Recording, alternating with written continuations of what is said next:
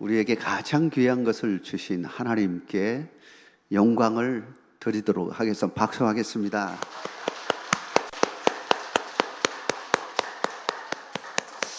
할렐루야.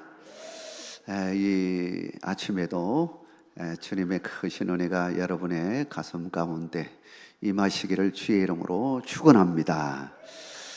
오늘 말씀은 건강한 신앙 공동체를 위하여 라고 하는 제목으로 함께 은혜를 나누려고 합니다. 성령 강림으로 말미암아 시작된 교회는 좋은 일만 있었던 것은 아닙니다. 성령의 강한 역사와 함께 적지 않은 어려움도 함께 했습니다. 그러나 이러한 어려움도 초대교회에 필요한 반면 교사가 되어서 건강한 초대교회를 세우는데 아주 중요한 동력이 되었습니다. 그러고 보면 우리도 교회된 성도로서 늘 좋은 일만 있는 것은 아닙니다. 어려운 일도 있습니다. 그러나 우리 믿는 사람들은 이러한 어려움을 통해서 더욱 경과 믿음 위에 든든히 서가는 동력이 될 줄 믿습니다. 여러분에게 그와 같은 은혜가 함께하기를 주의 이름으로 축원합니다. 오늘은 초대교회에 일어났던 어려움을 통해서 건강한 신앙 공동체를 세워가는 데 있어서 우리가 무엇을 경계해야 하는지를 살펴보려고 합니다. 우리 모두가 성도로서 교회의 구성원으로서 건강한 신앙 공동체를 세우는데 주축돌이 다 되어지는 여러분의 믿음이 되기를 주의 이름으로 축복합니다. 첫 번째로 건강한 공동체를 세우기 위해서 잘못된 헌신을 경계하라 라고 하는 것입니다. 헌신이라고 하는 이 사전적 의미를 보면 몸과 마음을 바쳐 있는 힘을 다한다라는 뜻을 가지고 있습니다. 즉 하나님을 위해 나의 것을 온전히 들여서 충성을 다하는 것을 말하는 것입니다. 신학자 라인홀드도 신앙을 말할 때에 신뢰와 충성이라고 하는 이 두 단어로 설명을 했습니다. 그러고 보면 신앙생활에 있어서 가장 중요한 요소 중에 하나가 바로 충성, 헌신이라고 말할 수 있습니다. 구약의 제사 가운데 가장 중요한 제사가 어떤 제사였습니까? 물론 많은 제사들이 있었지만 그 제사들 모두가 다 중요하지만 대개 가장 크게 드렸던 제사가 바로 번제라는 제사였습니다. 번제는 제물을 완전히 불태워서 드리는 제사를 말합니다. 다시 말하면 제사 드리는 자가 온전히 나의 모든 것을 다 드린다라고 하는 헌신의 그 마음을 담아서 이 번제물로 하나님 앞에 올려 드렸던 것입니다. 건강한 믿음의 신앙 공동체가 되기 위해서는 바로 이러한 헌신자, 충성된 자가 많아져야 하는 것입니다. 그런 점에서 초대교회의 아나니아와 사피라 부부의 이야기는 교회에 대한 영원한 반면 교사가 되어지는 것입니다. 사도행전 5장에 보면 아나니아와 사피라 부부가 소유를 팔아서 돈을 마련하여 교회에 드리기로 작정을 했습니다. 그런데 드리는 순간에 돈의 일부를 따로 챙겨놓고 나머지만 베드로 사도들에게 내어 놓았던 것입니다. 베드로는 크게 그들을 책망했고 결국 그들은 적시로 하나님의 부르심을 받는 안타까운 일이 벌어진 사건입니다. 사실 이 사건은 그들의 잘못에 비하면 과도한 처분처럼 보입니다. 그 정도로 생명까지 잃어야 하는가 하고 반문할 수 있는 것이었습니다. 그러나 초대교회라고 하는 상황, 즉 막 초대교회가 시작되고 초대교회의 모든 종교적 행위들이 앞으로 교회의 방향과 그리고 모델이 된다는 점에서는 굉장히 중요한 사건이 되었던 것입니다. 우리는 믿음의 대상이신 하나님께 온전한 헌신을 다하는 것이 얼마나 중요한가를 말씀하고 있는 것입니다. 우리가 하나님의 영광을 위해 온전히 바치겠다고 해놓고 온전히 헌신하지 않는다면 이것은 하나님께 불충한 일이 되는 것입니다. 하나님의 축복은 어떤 사람에게 임하느냐? 온전한 헌신을 보이는 자에게 하나님의 축복하심이 함께하게 되어지는 것입니다. 뿐만 아니라 하나님은 이런 사람들을 사용하신다라고 하는 것입니다. 우리 모두가 그런 사람들이 되기를 주의 이름으로 축원합니다. 아브라함이 복을 받은 것은 하나님의 부르심 때문이기도 했지만 그 부르심에 잘 응답했기 때문인 것입니다. 즉 하나님의 말씀에 온전히 순종하고 헌신하였기 때문이었습니다. 백세에 얻었던 유일한 외아들 이삭을 바치라고 했을 때 아브라함은 두말하지 않고 온전히 순종함으로 하나님 앞에 드린 것을 보게 되어집니다. 하나님은 유일한 헌신과 그의 믿음을 보시고 여호와 이레의 축복을 허락해 주셨던 것입니다. 헌신에는 반드시 희생이 따르게 되어 있습니다. 자기의 것, 시간과 달란트와 물질, 이 모든 것이 따르게 되어 있습니다. 그러기 위해서는 내가 좋아하는 것을 포기할 수 있어야 합니다. 그러나 하나님께서는 그 헌신을 다 기억하고 계신다는 사실을 여러분 믿으시기 바랍니다. 당대가 아닐지라도 하나님께서는 그것을 기억하시고 그 다음 때에 이르기까지 하나님은 분명히 축복해 주시는 하나님이십니다. 그 헌신의 씨앗이 이제 커서 이제 놀라운 축복으로 이어지는 것입니다. 이런 글을 보았습니다. 헌신은 낭비가 아닙니다 라고 하는 겁니다. 헌신은 걸음이 되는 것입니다. 봄에 피어나는 아름다운 꽃도 가을에 익어가는 풍요로운 열매도 보이지 않는 곳에서 썩어가는 걸음이 있기 때문에 가능한 것이다. 걸음은 눈에 보이지 않지만 자신을 썩힘으로 식물에 영양을 공급합니다.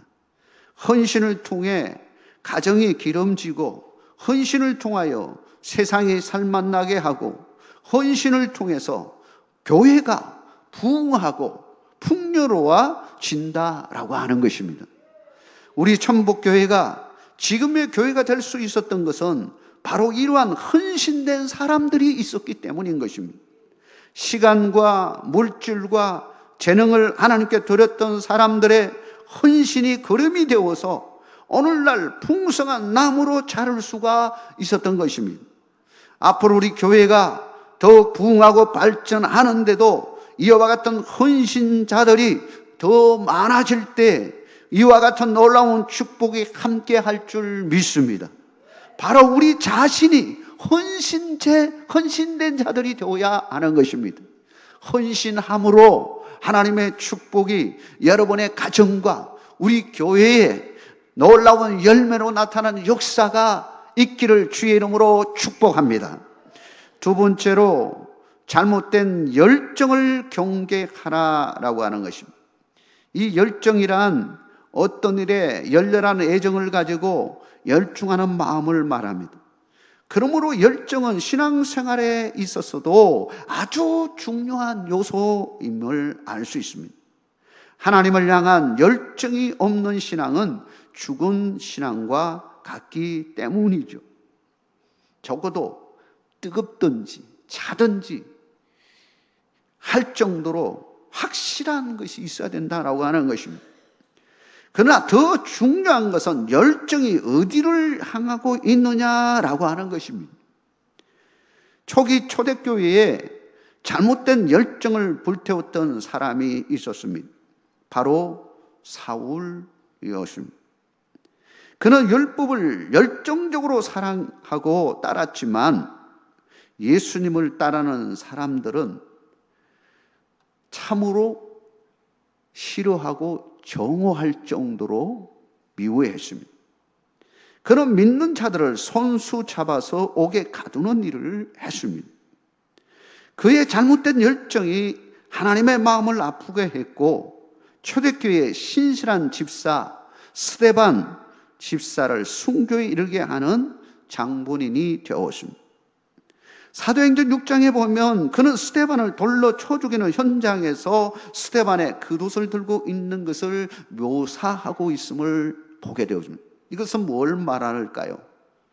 스데반 집사를 죽이는 일에 앞장섰다는 것을 보여주는 것이죠. 성공한 사람들의 특징을 보면 열정 있는 사람들입니다. 그러나 잘못된 열정은 자기뿐만 아니라 다른 사람도 어려움에 처할 수 있다라고 하는 사실을 바라본다면 이 열정이라고 하는 방향이 얼마나 중요한가를 보여줍니다. 예수님이 비유로 말씀하신 달란트 비유 속에 보면 종된 성도들이 주인 되신 하나님의 뜻을 따라서 주어진 사명에 충성할 것을 말씀하는 걸 보게 됩니다. 달란트 비유에서 1달란트, 2달란트, 5달란트 받은 사람들이 있는데 거기에서 2달란트, 5달란트 받은 사람들은 2배로 남겼습니다. 그러나 1달란트 받은 사람은 자기 판단으로 장사하지도 않고 땅에 묻었다가 그대로 꺼내 놓은 것을 보게 되어집니다. 그는 본전치기 한 것이죠. 근데 예수님은 이 비유 속에서 주인이 2달란트와 5달란트 2배로 남긴 자들을 귀하게 충성되게 보시고 축복하신 것을 보게 되어집니다. 그러나 1달란트 그대로 묻어놓았던 사람을 책망하는 것을 보게 되어집니다. 여기에 문제가 무엇입니까? 2배로 남긴 것이 그것이 좋아서 축복해 준 것입니까? 충성된 종이라고 말하고 있는 것입니까? 그럴 수도 있죠. 그럼 1달란트 본전치기 한 사람은 왜 그런 걸까요? 그가 생각하기를 그냥 본전치기해서 내놓아도 되겠다라고 하는 자기 생각인 거죠. 주인의 생각과 자기 생각이 방향이 틀린 겁니다. 다시 말하면 우리가 열정을 낼 때에 어떤 방향을 가지고 열정적으로 일하는 것이 얼마나 중요한가. 우리는 하나님의 뜻을 향하여 나아가야 하는 것입니다. 여러분, 우리가 열정을 내고 열심을 내고 할 때에 우리가 봐야 할 분은 예수님이시고 하나님이시고 성령님이심을 믿으시기 바랍니다. 이게 허투루지면 안 됩니다. 사람에게 보이기 위해서 하는 열심은 결국은 나도 마이너스 되고 하나님도 싫어하는 일이 되는 겁니다. 우리의 열정과 열심은 하나님께 있어야 되는 것입니다. 교회에 덕이 되는 열정이 있을 때에 아름다운 꽃이 피게 되어지는 것입니다. 여러분, 그런 은총이 여러분과 함께 하기를 주의 이름으로 축원합니다. 이런 사람들이 교회 속에 많아지면 많아질수록 교회는 건강한 교회가 되어지는 것입니다. 그리고 부흥하게 되어지는 것입니다. 세 번째로, 건강한 신앙 공동체를 가지기 위해서는 잘못된 목적을 경계하라라고 하는 것입니다. 목적이 잘못되면 그 과정도 열매도 잘못되어지는 것입니다. 신앙생활도 마찬가지입니다. 사도행전 8장에 보면 빌립 집사가 사마리아 성에 가서 시몬이라고 하는 사람에게 복음을 전하게 되었죠. 그는 아주 유명한 마술사이고 인기가 아주 많았습니다. 그런데 자기보다 더 유명한 사람이 나타나게 되었습니다. 그가 바로 빌립 집사였습니다. 시몬은 전심으로 빌립을 쫓아다니면서 그의 능력을 배우려고 막 따라다녔습니다. 자기는 사실 거짓말, 눈속임을 통하여 이렇게 마술을 통해서 유명한 사람 되었는데, 이 사람은 진짜로 놀라운 일을 하는 걸 보고, 이야, 저 능력이 어디서 나온 건가 하고 나도 저거 배우고 싶다 하고 따라다녔던 것입니다. 그러다가 예루살렘으로부터 온 사도들이 믿는 사람들을 안수하게 되었습니다. 그러자 성령이 그들에게 임하게 되었고 그들에게 놀라운 능력이 나타나는 것을 목격하게 되었습니다. 그러자 야, 저거다, 나도 성령 받아야 되겠다 하고는 성령을 받기 위해서 사도들에게 돈을 주고 안수해달라고 머리를 들이대게 되었습니다. 그때 베드로가 이렇게 책망합니다. 네가 하나님의 선물을 돈을 주고 살 줄로 아느냐? 네 은과 네가 함께 망하리라. 그는 빌립의 능력을 받기 위해 신앙생활을 시작했고 그 능력을 돈으로 사는 줄 생각한 것입니다. 여러분, 신앙생활하는 목적이 무엇입니까? 능력을 받기 위함입니까? 세상적인 복을 받기 위한 것입니까? 그것이 아니죠. 죄로부터 구원받기 위함입니다. 그래서 우리의 죄를 사하신 예수 그리스도를 구주로 믿고 구원의 표정으로 세례를 받게 되어지는 것입니다. 성령은 구원받는 자들에게 주어지는 하나님의 은혜요 선물인 것입니다. 돈으로 살 수 있는 것이 아닌 것입니다. 우리가 신앙생활할 수 있는 것은 전적으로 하나님의 은혜인 줄 믿으시기를 바랍니다. 우리가 예수님을 주로 신하는 것도 성령을 받는 것도 하나님의 은혜 때문인 것입니다. 우리는 은혜 때문에 살고 은혜 때문에 죽을 수도 있는 것입니다. 하나님의 은혜는 겸손히 자기를 낮추고 하나님께 나오는 자에게 주어지는 선물이라고 하는 것입니다. 마치 물의 흐름과 같습니다. 물은 높은 곳에서 낮은 곳으로 흘러내려가죠. 그러므로 낮은 데로 찾아가는 것이 물입니다. 하나님의 은혜의 물도 마찬가지입니다. 하나님의 은혜의 물도 낮은 자리에 있는 자에게 흘러가게 되어 있습니다. 우리 자신이 부족하고 연약하고 정말로 나는 죄인입니다 하고 낮아지면 낮아질수록 하나님의 은혜가 그곳으로 찾아들게 되어 있는 것입니다. 우리 천복교회의 모든 공동체 성도들이 이런 믿음을 가지시기를 주의 이름으로 축복합니다. 낮은 자리로 나가야 하는 것입니다. 하나님은 우리를 긍휼히 베푸시고 축복해 주시는 것입니다. 은혜는 낮아지는 자에게 흘러가기 때문인 것입니다. 뉴욕에 오랫동안 세계에서 가장 높은 빌딩이 있었죠. 지금은 좀 달라졌지만 엠파이어 스테이트 빌딩이 오랫동안 세계에서 가장 높은 빌딩으로 자리 잡고 있었습니다. 그 높이가 무려 102층이었습니다. 그 당시에는 102층이라고 하는 그 높이는 어마어마한 그런 높이의 빌딩이었습니다. 철물 구조를 탁 세워가지고 쫙 올라가게 되어 있는 그 빌딩이 참으로 놀라운 빌딩이었습니다.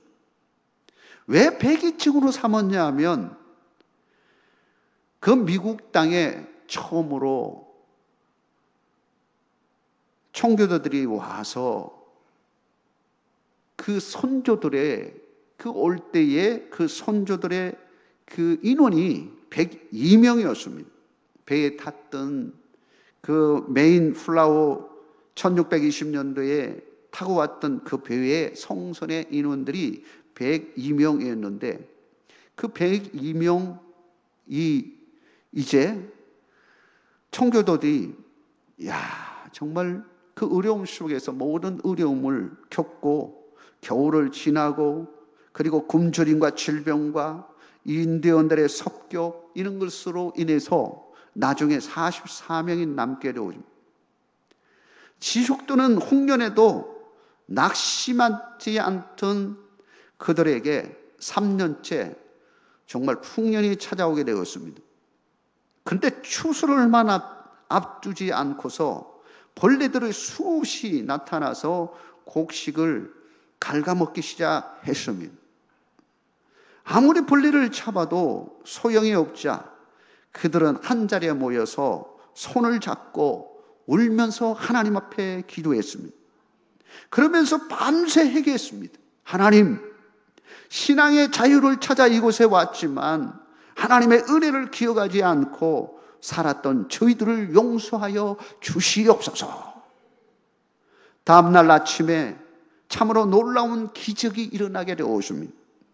참새떼가 하늘을 뒤엎듯이 정말 새까맣게 날아와서 벌레들을 모조리 잡아먹게 되었던 것입니다. 그들은 하나님께 이렇게 외쳤습니다. 우리는 하나님을 믿노라. 우리는 하나님의 은혜를 기억하노라. 정말 우리는 기억해야 할 것이 뭐냐 하면 하나님의 은혜인 것입니다. 여러분, 우리가 신앙생활하는 것은 하나님의 은혜 때문에 하는 것입니다. 우리가 높아지기 위해서 하는 것이 아닙니다. 우리가 뭘 가진다고 해서 얼마나 가질 수 있겠습니까? 우리가 높아진다면 얼마나 높아질 수 있겠습니까? 오히려 우리는 하나님의 은혜를 생각하고 더 낮은 자리로 내려갈 때에 하나님의 크신 은혜가 함께 하실 줄 믿습니다. 성령의 충만함은 언제 일어나느냐? 회개할 때 일어난 것입니다. 우리 교회가 다시 한번 일어나기 위해서는 이와 같은 믿음의 놀라운 은총이 함께해야 하는 것입니다. 우리 모두가 다시 한번 거룩하신 하나님의 은혜로 충만되어지기를 주의 이름으로 축원합니다. 오늘 우리는 건강한 신앙 공동체 세 가지를 생각해 보았습니다. 우리는 잘못된 헌신을 경계해야 합니다. 내 중심의 헌신이 아니라 하나님의 원하시는 온전한 헌신을 하나님 앞에 드릴 수가 있어야 합니다. 우리에게는 열정이 필요합니다. 참으로 차든지 덥든지 하라고 하신 그 음성을 우리가 듣고 다시 한번 열정을 회복해야 하는 것입니다. 여러분, 열심을 내십시오. 열심을 내는 자에게 하나님의 축복이 함께할 줄 믿습니다. 그러나 그 열정이 하나님의 뜻에 맞춰지기를 주의 이름으로 축원합니다. 하나님이 여러분을 들어서 쓰실 줄 믿습니다. 마지막으로 우리는 하나님의 은혜를 결코 잊어서는 안 될 것입니다. 우리의 신앙의 목적은 오직 구원받은 것에 초점이 맞춰져야 하는 것입니다. 늘 겸손과 거룩함으로 하나님 앞에 설 뿐만 아니라 이 땅에 우리에게 베푸신 은혜를 기억하고 그 은혜를 갚을 수 있는 그런 믿음의 삶이 되기를 주의 이름으로 축원합니다. 하나님 아버지 감사합니다. 오늘 우리에게 주시는 말씀을 통하여 우리 자신